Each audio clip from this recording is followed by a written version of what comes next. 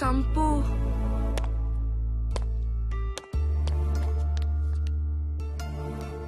Please నన్ను వదిలి వెళ్ళొద్దు సంపు.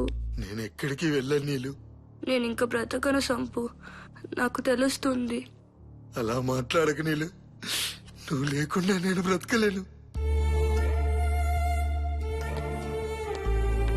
ఒక్క నిమిషం. ఏమైంది? ఒకవేళ నేను చనిపోయినా నువ్వు బ్రతకాలి సంపు. ప్రేమలో నువ్వు నేను ఉండవు నీలు. మనమనే పదం మాత్రమే ఉంటుంది. నువ్వే చనిపోవాల్సి వస్తే ఆ చితి మీద నుంచి అయినా లేచొస్తాను. నీకోసమైనా బ్రతుకుతాను సంపు. నీకోసమే బ్రతుకుతాను నీలు.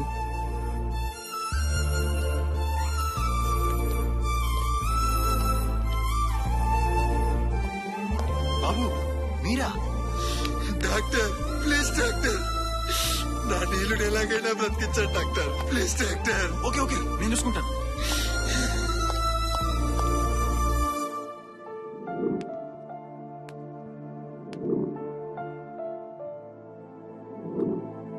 మిమ్మల్ని డాక్టర్ గారు రమ్మంటున్నారు.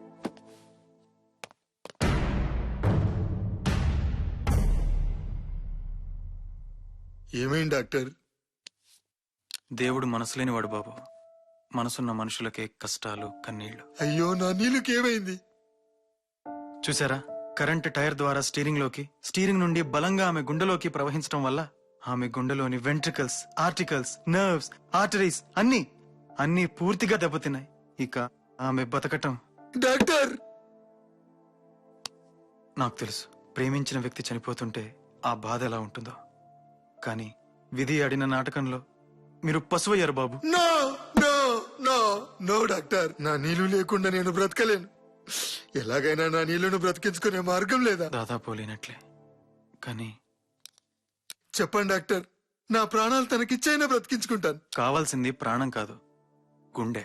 మీరేమంటున్నారు? అవును, తనకు సరిపోయే గుండె కావాలి. అయితే నా గుండె పెట్టండి. గుండె కావాలి అని అడిగితే గుండె ఇచ్చినంత ఈజీగా ఇచ్చేస్తున్నారు. మీ ప్రేమను చూస్తుంటే నా గుండె తరుక్కుపోతోంది. మీరిస్తారన్న నమ్మకంతోనే మీ గుండె సైజ్ చెక్ చేశాను. మీ గుండె తనకు పట్టదు.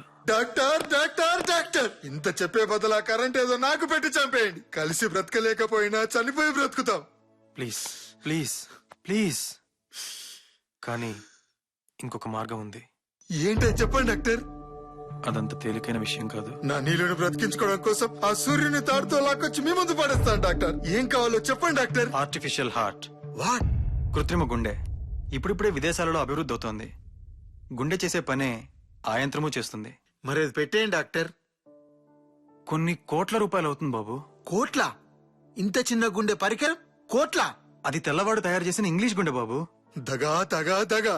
జానడంత లేని కంప్యూటర్ కు 1000 రూపాయలు, కుప్పెడంత లేని గుండెకు కోట్ల రూపాయలు. తెల్లవాడికి తెల్ల మనసు లేదా డాక్టర్? ఏం చేస్తాం బాబు, దేశ మేధస్సు విదేశాల వైపు వెళ్తోంది. దేశంలో ఉన్న మీలాంటి మేధావులకి అవకాశాలు లేవు. ఇక మనం చేయగలిగింది ఏమీ లేదు. ఉంది. ఆ గుండె నేను తయారు చేస్తాను. మీరా? ప్రేమించడానికి కంప్యూటర్ తయారు చేసినవని, ప్రేమను బ్రతికించుకోవడానికి గుండెను తయారు చేయలేనా? గుండె కాదు, ఆ దేవుణ్ణే తయారు చేయగల సత్తా ఒక ప్రేమకే ఉంది. రాయ్ తెల్లోల్లారా, ఈ భారతీయుడు బరువెక్కిన గుండెతో సవాల్ చేస్తున్నాడు. కోట్ల రూపాయలకు అమ్మే గుండెను ఈ కోట్నలకుండా చేస్తాడు ఈ సంపూర్ణేష్ బాబు. బాబు, కంప్యూటర్ ఎలక్ట్రానిక్స్, గుండె medicine. Science, physics, biology, history ఇవన్నీ ప్రేమ ముందు తలంచాల్సిందే. 1 రోజుల్లో మీ చేతుల్లో గుండెను పెడతాను. నీళ్ళని నా చేతుల్లో పెట్టండి. నిజంగా మీరు గుండెని తాగలిగితే తనను బతికించే బాధ్యత నాది. ఆ విషయం నాకు వదిలేయండి. నా గుండెను తాకట్టు పెట్టైనా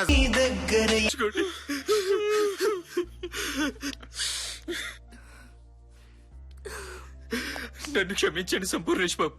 క్రిమినల్స్ అంటే నేరం చేసేవాళ్ళే అనుకున్నాను. ప్రతి క్రిమినల్ వెనుక ఒక మనసు ఉంటుందని, ప్రతి క్రైమ్ వెనుక ఒక కథ ఉంటుందని తెలుసుకోలేకపోయా. గెలిచిన ప్రతి మగాడి వెనుక ఒక ఆడది ఉందంటారు, కానీ ఓడిన ప్రతి ఆడదాని వెనుక గెలిపించడానికి మీలాంటి ప్రేమికుడు ఉంటాడని నిరూపించిన మీ ప్రేమకి నా సాల్యూట్ సార్. కన్ను తండ్రి కడగడాలు వెనుక ఉన్న చిరునవ్వులు చిందించే మా కమిషనర్ చెల్లించిపోయారంటే.